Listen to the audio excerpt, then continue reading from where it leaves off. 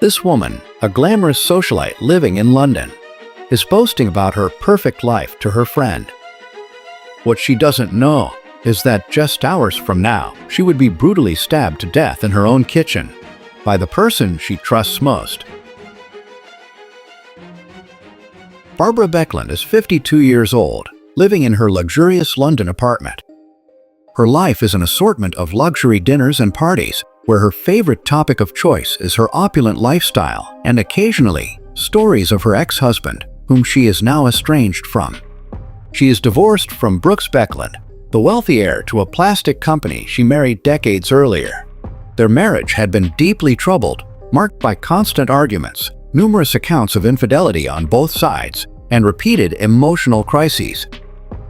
Barbara would often threaten Brooks with ending her own life every time he brought up divorce. The marriage itself was built upon a false declaration of pregnancy on Barbara's side, and it quickly deteriorated into something volatile and exhausting, eventually ending in separation. Despite the divorce, Barbara is not living alone. Sharing the apartment with her is her only son to Brooks, Antony Baekeland. From the start, Tony's father, Brooks, had never liked him. Even in the present moment, Brooks remains distant and cold toward his son, showing little interest or care. Tony had long struggled with behavioral and mental health issues, but at the time, seeking psychiatric help carried heavy stigma, particularly within wealthy social circles. Admitting to such problems risked damaging the family's carefully curated image, and concerns about reputation often outweighed the need for consistent treatment. This led to Tony and Barbara becoming increasingly dependent on each other.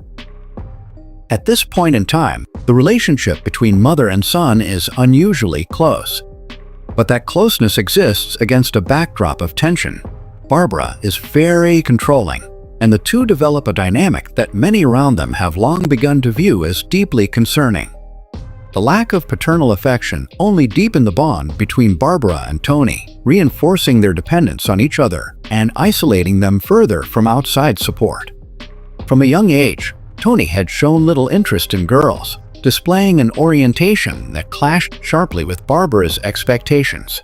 While she cherished their closeness, she found this aspect of her son extremely repulsive. Over time, it became clear that Tony was attracted to men and had experiences with both men and women. Barbara refused to accept this side of him, often responding with control, attempts to correct his behavior, and frequent confrontation. Barbara became increasingly determined to change what she saw as a problem. She was heavily convinced that Tony simply needed the right experiences. So she decided to arrange encounters for him with female prostitutes.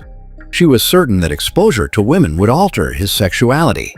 However, these attempts did little to change Tony's behavior, and instead only added further strain to their already volatile relationship.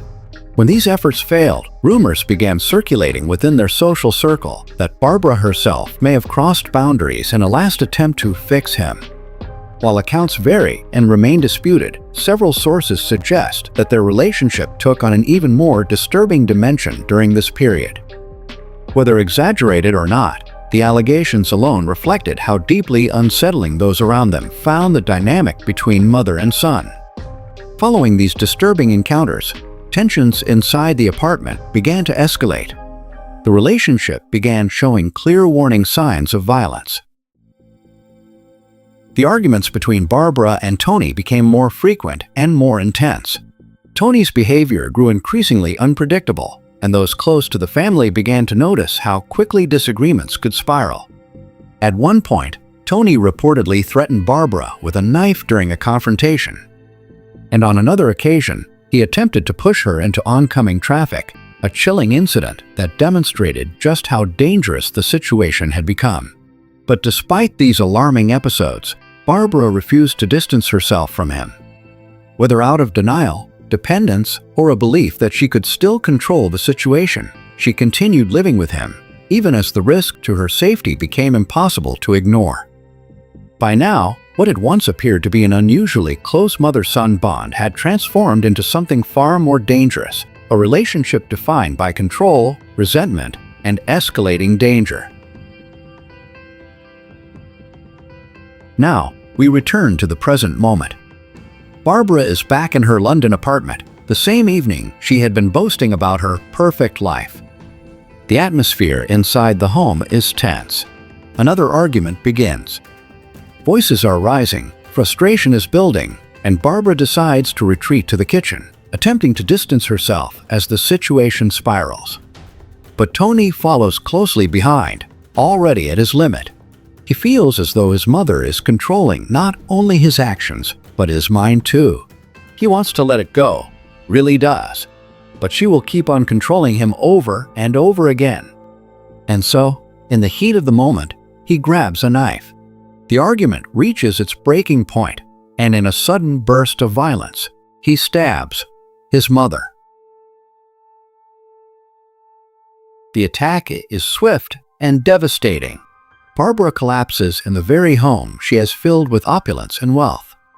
Within moments, the years of luxury, control, and perfectly curated appearances culminate in a single irreversible act.